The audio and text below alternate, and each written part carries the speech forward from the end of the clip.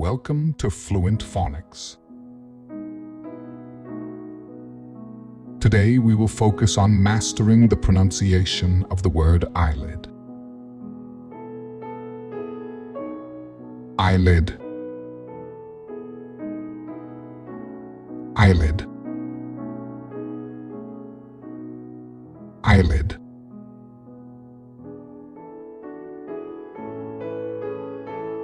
Here's an example of how one might use it in a sentence.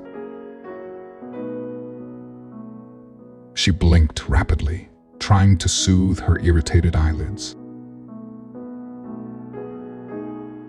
An eyelid is a thin, movable skin covering that protects and covers the eye, helping to keep it moist and shield it from dust and debris.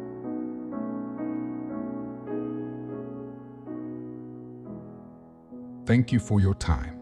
If you enjoyed this, please like and subscribe for further content.